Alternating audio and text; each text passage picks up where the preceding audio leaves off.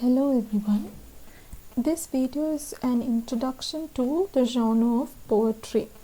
So in literature, poetry is one of the major genres, and poetry has been around for almost 4,000 years.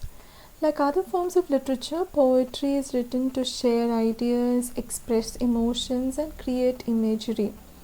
So poets choose words for their meaning and acoustics, and we see that they arrange them to create a tempo known as meter.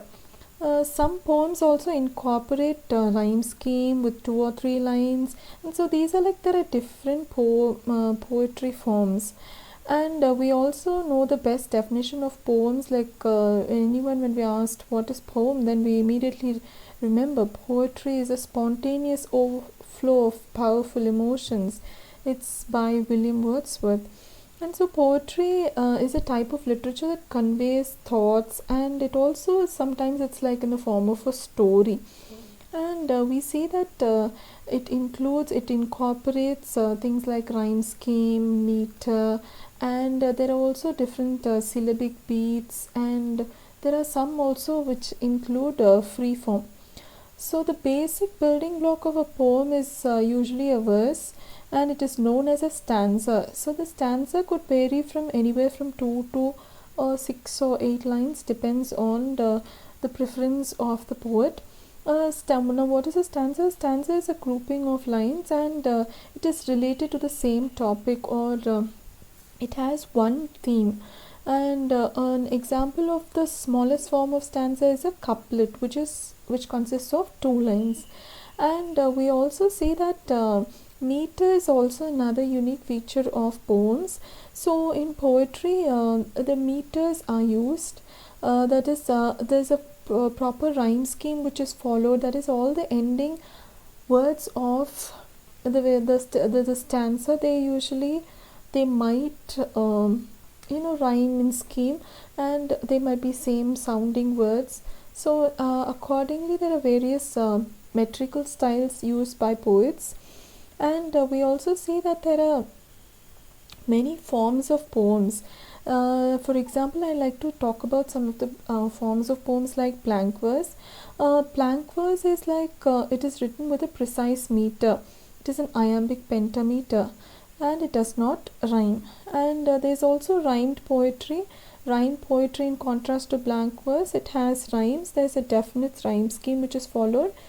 Free verse is another form of poetry, and in free verse we see that it lacks consistent rhyme scheme, and metrical pattern also is not there, or there's also no musical form.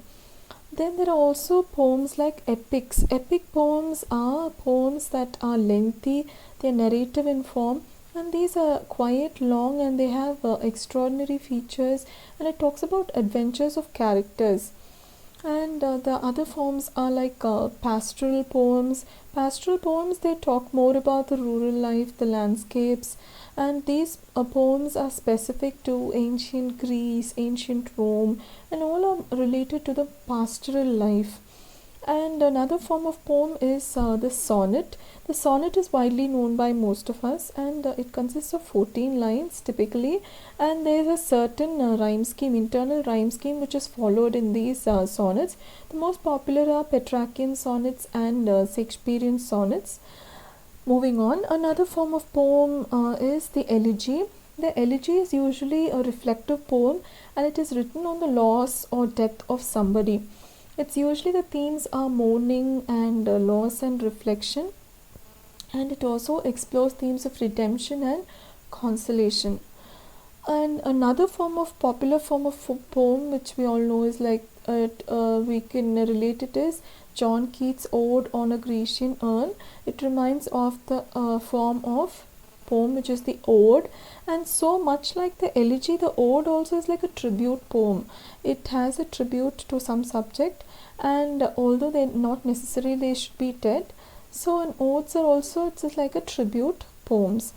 Then we also have the lyric poem. The lyric poem, it refers to the broad category of poetry that concerns with feelings and emotions, and this actually there are dramatic lyrics and epic lyrics also. Another form of poem which is popular is the ballad, and these ballads are, it's a long narrative verse, and they are musical in nature. Earlier there were classical ballads, traditional ballads, to be more specific. They were orally transferred from one generation to another, so the writers of these ballads are unknown. But then we had the lyrical ballads. The lyrical ballads are more like they are structured and there's a proper theme and everything followed.